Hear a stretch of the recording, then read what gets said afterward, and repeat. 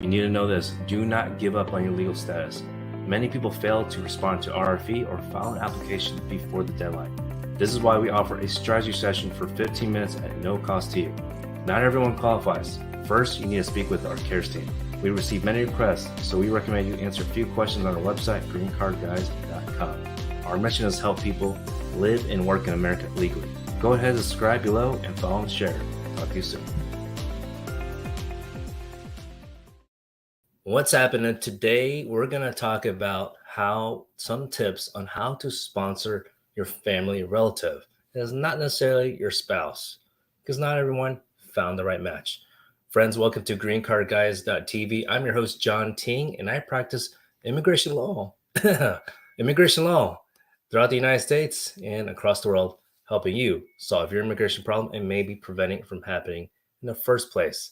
Because there's a hell of a lot of immigration problems out there, and some of them you could be suffering right now or you don't even know about it. And so that's why I want to share with you these tips on when you're sponsoring your relatives.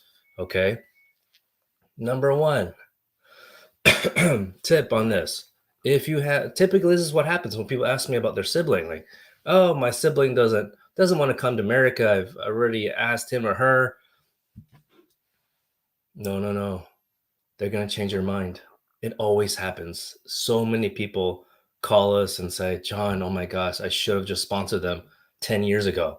Yeah, hell, you should have. Yeah. Once you become a U.S. citizen, just file a dang petition, okay? It doesn't require your brother or sister's signature. It is your petition on behalf of that family member, okay? Now look, let's say 10 years later, because the average wait time just for the visa bulletin itself is 10 years. So let's say 10 years later, you're like, oh, finally, the prior date reached. It shows up on the visa bulletin. And then you ask your relative, hey, by the way, I sponsored you. Of course, you told them in advance. But at that time, look, if your relative at that time says, no, I'm good, then sure. At least you all you spent was $535. Look, you don't need an attorney. And I know it's weird for me to say that. You don't need one. We're happy to assist you, but you don't need one for a family petition. Really, just because honestly, with ours, I feel bad if someone hire us and we know it's gonna take 10 years. You know what I mean? So honestly, I don't know. I don't know if I'm gonna be alive. I could be dead. I hope my law firm continues. But honestly, you just gotta file a petition, okay? So that was tip number one. Tip number two,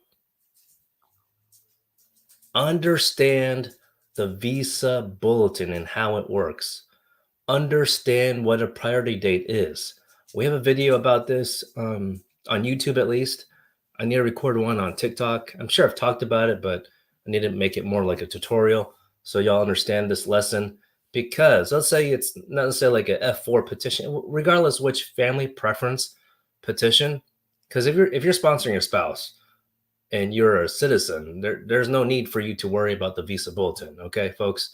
But if you're in any other family relationship and you file a petition, or you're the beneficiary, the immigrant, foreign national, you need to understand the priority date. Because if your priority date shows up current and then 1 year passes from that date, you are SOL, shit out of luck, and you got to refile that petition and probably wait another 5 to 10 years. Can you imagine that nonsense? So if you are the beneficiary, if you're the foreign national, I hate to say, I know your family member is trying to do their best, but they got things to do. You got to rely on yourself to keep track of this, okay? All right, so it's very important. Otherwise, you don't want to restart the process, and that is super annoying. Super annoying. You could have told yourself, shoot, I should have listened to John Ting on this, because you can't depend on a lawyer for this. All right, we got a lot of cases, and this is just, I mean, I think there's some technology out there that can help you, but I'm not aware of it. There's got to be, especially with ChatGPT and all this is available. ChatGPT won't help you with this, but you got to set a reminder for yourself. If you're like F4 category brother or sister, you know it's going to take 10 years, generally speaking, okay? So you could check once a year, but if you're like F2A, F2B, at least once a year for the first couple of years, or I mean for the first year, and then maybe when it gets closer, within 2 years, check every month. Like it only takes like a few seconds. All right. Don't give up on your case.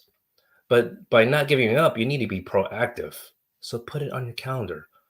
Just like you put your work on your calendar, you put your happy hour in your calendar. So that's really tip number 3. Put it in your calendar. Do not forget. And if you don't if you don't know what to put on your calendar, then follow right up here if you're on TikTok and down here below, okay? You really need to know about this, okay? If you need to know what links to follow or check up on, then you definitely need to follow us here on TikTok and down below. By the way, thank you so much for your questions. I know I see some people saying please answer. I will get to that soon. I just want to share the top tips right now. I appreciate it.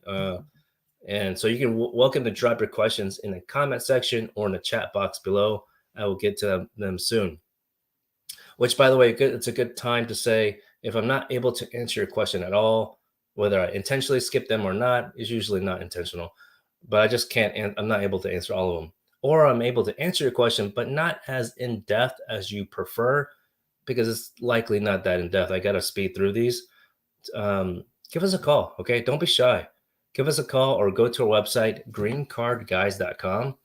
And there's a form on the contact page, a short form. Shouldn't take up too much of your time. But I get it. If you're like driving, which please don't watch if you're driving, I guess listen. But later on, or if you're at work later on, send us a DM, okay? Today's Friday, so I have a secret code for y'all. If you have the chance to share it, TGIF. The secret code is TGIF. And the reason is because our team receives many inquiries and it helps us to prioritize, okay? It really helps us because we get a lot. And so shout out to my team. Thank you so much. And by the way, when you call in or the person who calls you back or something like that, essentially they're not lawyers, okay? We do train them as if they're lawyers, but they're not lawyers. So and they'll ask you, like what's your top question so that they can write it down for the legal team. All right. So just keep that in mind, because I know you might get a little frustrated. I mean, that happens sometimes. I'm not sure why. I don't know why people would expect to speak to a lawyer on the first call. That's usually not how it works. So what our team does, our CARES team specialists, they ask you a few questions to understand your case better. And sometimes they'll tell you why you would not be eligible. But I realized we've gotten some scenarios where it may be better for myself or one of our team members to have record a video for y'all and share with you exactly why you're not eligible. Because I know some people don't like to be told no, and I get that. We don't like to tell you no, but sometimes we have to be the bad news bears. So, okay. So let's see what other tip. Oh, I think the 4th bonus tip right here. Okay. Tips to sponsor your relative for a green card. So let's say you've gone through, you finally had your visa bulletin, your prior date reached on the visa bulletin. Okay. Categories F1 through F4. And you're like, finally. Okay. So your US citizen or resident family member submits like their financial documents, like tax return, and other documents, right? Preferably W-2.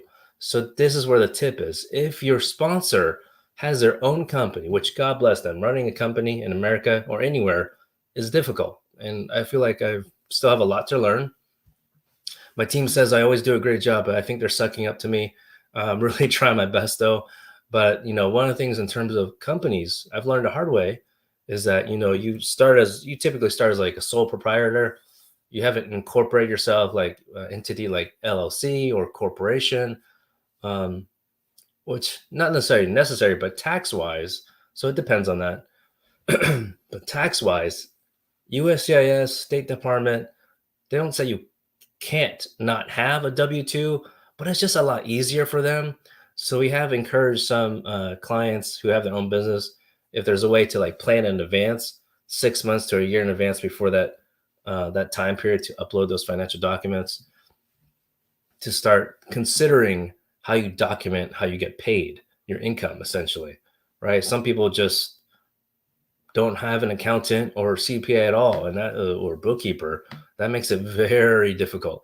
So some clients are like 1099, they're independent contractors. That makes it a bit difficult, but it is still possible. But we just want to have a smooth process, okay? So hopefully that gives you an idea. So, all right, that rounds out all the tips for today. So now to answer some questions. Marky, your wife black. Oh shoot, man. I started to hear that. Yeah, document it. Okay. Any kind of proof, document it, and it's possible to file for VAWA for emotional abuse. Okay. I wish you the best.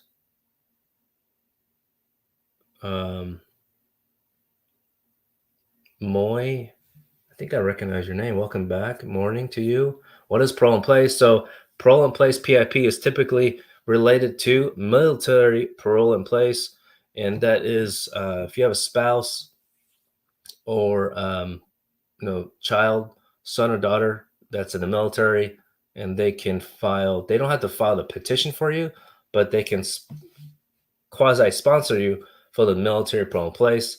So this is for people. This military parole place benefits people who have entered America without a visa.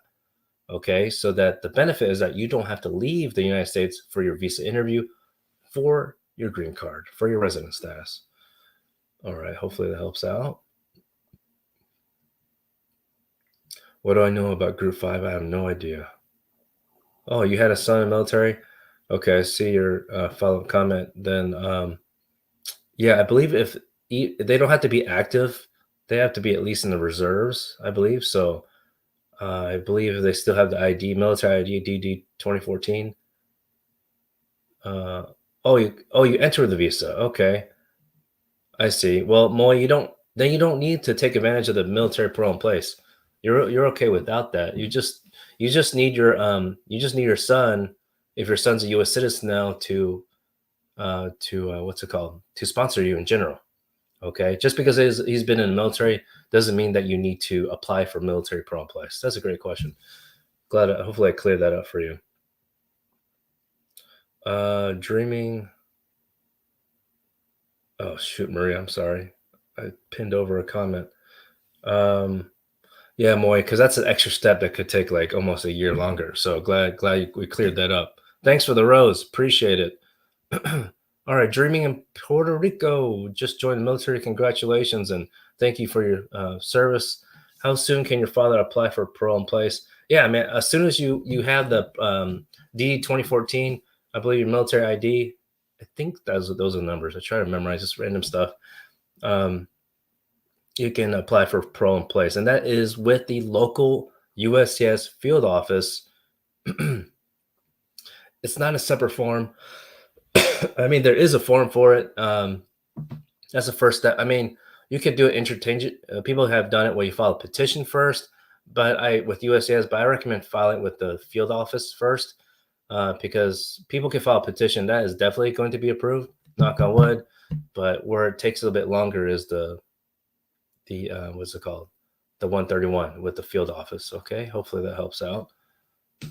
Okay, Maria, I know you pinned someone, and if you're still on, can you pin that person? Let's see. Okay, in the meantime, I'm going to see what we got here on YouTube. Thanks so much for your questions. Okay, Raja. Do consulates schedule interviews after NVC expedited case? It's Mumbai consulate for I-130. So just to clarify, it sounds like your I-130's been approved. Okay, and you submitted NVC expedite request through NVC directly. So folks, for expedite request, if you sent it to USCIS and that got granted, that doesn't necessarily mean NVC will grant it also. It's two separate entities. So just to clarify, I don't know what you did, Raja, but you have to send a separate expedite request to NVC directly. And so assuming that you did, then yes, the consulate will schedule and they'll email you. You do not schedule. We do not schedule. That's up to the consulate, okay, or embassy. Along the same lines, Antonio, what's going on? Welcome back. Are the embassy scheduling interviews faster lately? I can't, I wish I could say that. I wouldn't say it's faster, but you have CR1, Kingston, Jamaica, DQ September, so pretty recent. Oh yeah, Antonio. So I would expect it wait on average 6 months, Antonio. Okay, that just seems to be the case around the world, not just from Jamaica. But there are some consulates that are just super slow, like Lagos, Nigeria, Manila, Philippines, Islamabad, Pakistan. But yeah, I would Jamaica shouldn't be too much longer than like the other ones, but yeah, I would just average 6 months on that, okay? Mimi, can you submit a I you mean 601 without filing for no, that's not possible. I wish. I think you mean the 601. But the I-130 has to be approved first. I wish you could file both at the same time. Um, and I think you mean 601A because you're saying your spouse overstayed. So there are two forms, 601 by itself, and there's 601A. If you overstayed, if a person overstayed and is still here in the United States, then it's 601A for unlawful presence. They cover well, the 601 by itself covers a lot of different other scenarios. So 601 could be filed at the same time, but that's not what, doesn't sound like that's what you need to apply for. And which, by the way, this is a great point here. I just want to share some really wonderful news. We just got a married couple approved earlier this week. Today's Friday. So earlier this week, and he had thought he needed to file 601. And we were very insistent. I mean, that, based on the information he provided that, and he was cautious, right? So it's great that he was willing to file 601. But look, that's going to cost you more attorney's fees with us, right? Because more work involved and more, it's almost like $1,000 to the government alone, USCIS, and there's more stress and more time. Okay, so we looked at it and said, this is one of those scenarios that let's try to file without the 601, and if at the interview, if there's one even required, and they ask for a 601, then we'll file it. Okay. Now, look, if you're at the interview and they ask for it, you only have 30 days. Okay. That's been our experience. You only have 30 days. So the way our team works is we have certain documentation ready to go just in case. But yeah, it worked out. He got approved, didn't have interview, and did not need to file a waiver. Right. So it just depends. I mean, I appreciate everyone that is cautious. And so you can depend on us to give you advice. We'll try our best to guide you as best we can. Can we guarantee every single time? No, I'm going to be honest. No attorney can guarantee anything. We can share our experience for sure. And that's why I shared with you that experience. So give you real time success, I guess you can say. All right, Mimi, can she get approved if she overstayed, but her case was denied because you withdrew the application? Well, why did you withdraw the application? What's going on here? Are you the petitioner? Sure thing. Welcome to help. I think I need a little more to know more your situation. And I think anything more than this, you might want to facts more than this, you might want to give us a call, okay, and schedule a strategy session, which, by the way, folks, this is a great time to share with you. We do offer strategy sessions for 15 minutes at no cost to you, okay? No cost to you. And sometimes, I appreciate y'all asking questions here just so we can guide you a little bit more, guide you in a better direction. But ultimately, I think like a situation like Mimi here, trying to figure out the facts on the 601 and petition withdrawn. So give us a call, okay? And our team will qualify you to see if you qualify for the free 15 minutes. Which, by the way, folks, if you call in and you're like, man, I don't really think I'm eligible, but you know what? Let me call Ting Law Group because they're the immigration problem solvers. Give us a call. Don't be shy. Now, look, there are some scenarios that's pretty much like, some of y'all have very what we call like straightforward facts, not too complex. And if that's all there is, like there's no crimes, no arrest, and it's as straightforward as possible, and we know what the solution is or lack thereof, I'm gonna start something new and try my best to send y'all a video. Okay, I think usually it's gonna be me, but it likely won't qualify for consultation in those scenarios. You know what I mean? So because I want to make sure you understand. That's my whole thing. Like I want to make sure y'all understand why you might not be eligible, and I'll try to offer an alternate strategy option, but likely there isn't. If I'm going to send y'all a video, or my team will send a video on my behalf, it likely will mean that you're not eligible for anything.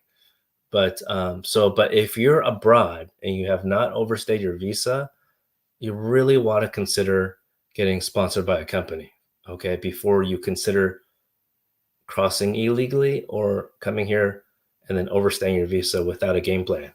Y'all, I'm here to help guide you to have a game plan.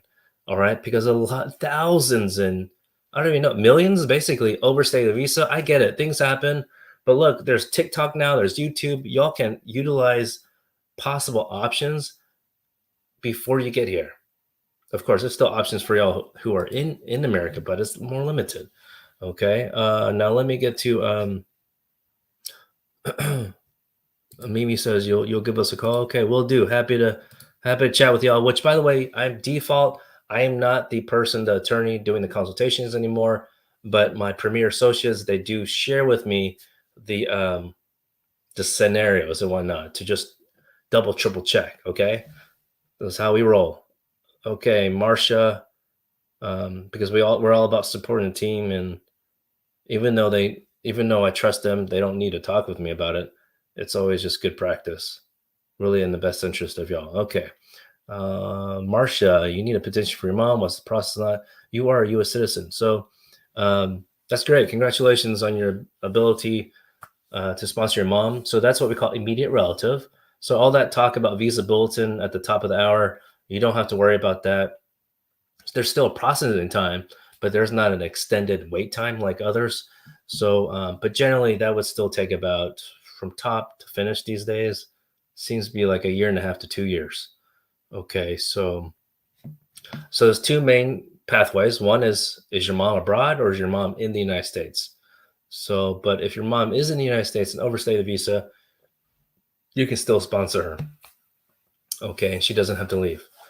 All right, now if she overstayed and in the United States, then do not leave. She cannot leave. Okay, I answered this one. Let's see. So I could probably answer a couple more questions.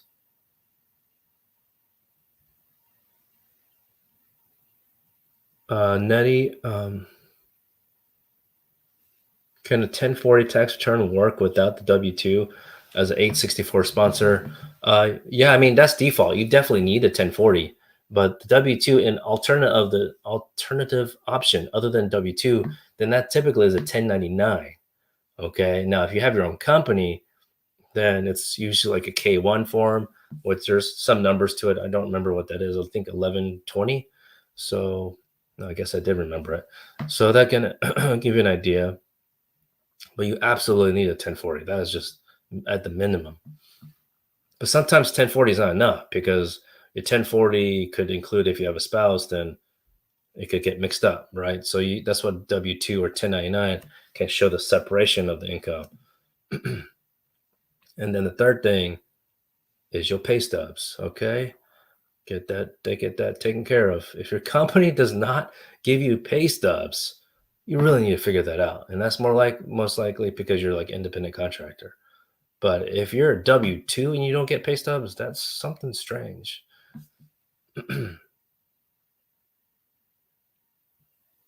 Karina, you're a U.S. citizen. Okay, congratulations. Okay. I'll have to go back to Karina in a bit. Right after this one, what's the typical and current processing time for prevailing wage determination? It's 4 months, 4 to 6 months. And unfortunately, there is nothing we can do to speed that up. That is super annoying. Super annoying. So slow. That's why employment-based cases generally for a green card generally takes 2 years. And I get it. We've been getting a lot of calls for NIW, National Interest Waiver. Now I'm going to be straight up with y'all. I know y'all interested in National Interest Waiver. I realize I need to record a video about that because we get a lot of calls on it. but many of y'all don't qualify. And I'm not trying to be rude. Okay. I'm not trying to say you're not amazing. You guys are all amazing in your own right, but you need to build up your profile. Okay.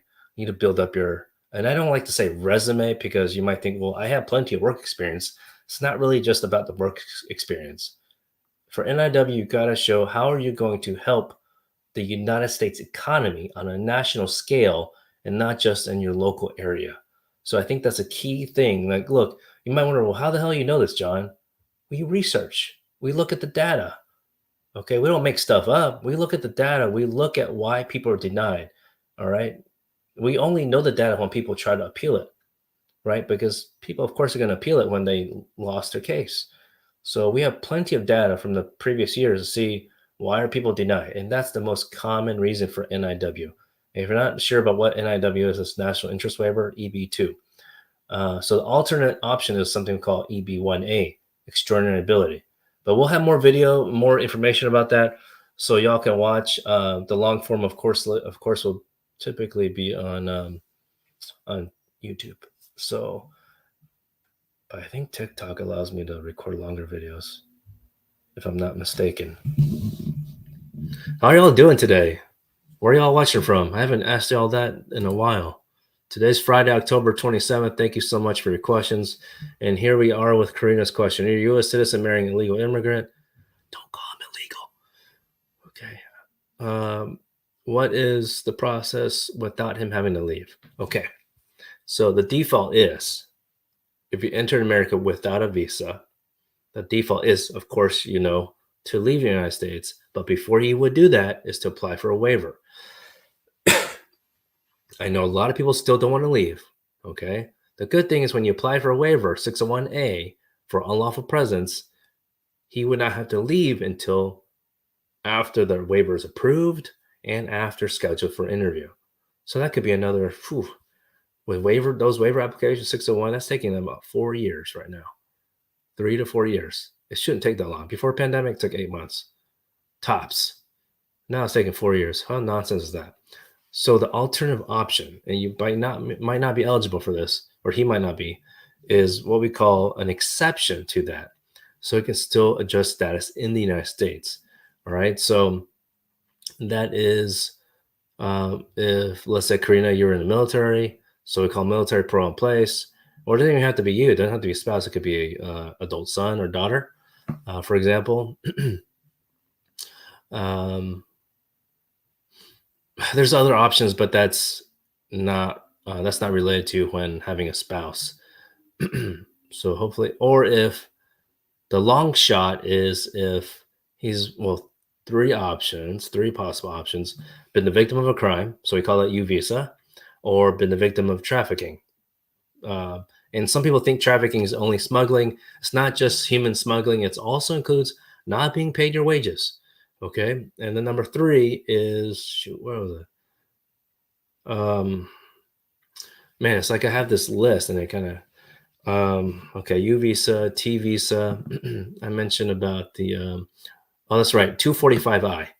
It's so old that's why it slipped my mind. So some people have like another family member to file a petition for them before April 30th, 2001. Okay. That's the main requirement. There's others, of course. Then you can, he could qualify for that. And that's the one that costs another $1,000. All right. So that was a long response. Sorry about that, folks. Appreciate the questions. Thank you so much for your trust. On that note, if you do get value from the show in general, even though may not answer your specific question, please give us a follow. Okay. Subscribe down below. What do you call that? The likes, hit the thumbs up, and tap the screen, please. Apparently, my marketing team says that really helps the channel. So if you know someone who would appreciate this information too, share, whichever direction, share. Okay, thank you so much. That means a lot to us. Your green card is in process through your employer, and you want to include your spouse who lives outside the U.S. I believe it depends what stage your case is at. I believe when you can include your spouse is, if not at the petition stage, the I-140, then when you file the 485 or If you're abroad, then DS-260. Okay, one of those two stages. But you probably have to let your employer know, that attorney. So good luck to you. I don't know what stage your case is at. Let's see here. You're welcome, Karina. Thank you so much for the questions. All right. Well, on that note, I'm sorry about that. I realize my voice is getting to me. Still, I need to figure something out with my cough. This is getting ridiculous. All right. So if y'all want to take advantage of the strategy session, I try to laugh it off so I don't cough. If you want to take advantage of strategy session for 15 minutes, no cost to you, give us a call, okay? Or DM us for their website or phone number. If you're on TikTok or Facebook, we greatly appreciate it. And I can take one more question here. Reina, can a sibling petition you if you have an expired DACA? If you have an expired... Oh, that's right, Karina. So the other ones are DACA, if your spouse has DACA, or TPS. Those are the other two ways. And you have to travel on events parole. So there's actually a lot of options, but it's not necessarily picking one. It's just what the facts fit. Can a sibling petition you if you have expired DACA? Yeah, I mean, your sibling can petition you. Sounds like you're in the U.S. Hopefully you try to be able to renew it. The thing about sibling, though, that's a great question, is that it sounds like you're in the U.S. because you have DACA. You have to maintain your status. Not eventually, but eventually you have to prove that you maintain status. So some people ask, like, okay, I got F2, F1, F2A, F2B, F3, F4. Can I file 485? The likely answer is no. Most y'all did not maintain status, which is arguably not your fault. Maybe for some people, but arguably most people it's not your fault. You have to maintain status, so that's required. So DACA, the whole advanced parole and through DACA or TPS, that's only helpful when you're married to a U.S. citizen. Okay, for entry purposes. So it can help you for F1 through 4, but that only solves the entry part. That doesn't solve the maintaining status. Two different legal concepts. Here to share that with you because a lot of people get that mixed up. Thanks so much for your questions. Where am I? Murray, putting another comment. Thank you. Where are we located? In Houston, Texas, my friends. H-Town. And no, I'm not an Astros fan. Where's my shirt? Where's my hat? I'm a Texas Rangers fan. Okay. If you follow baseball, I'm a Texas Rangers fan, and we're going to win the World Series. On that note, y'all have a wonderful weekend. And yeah, see you Monday.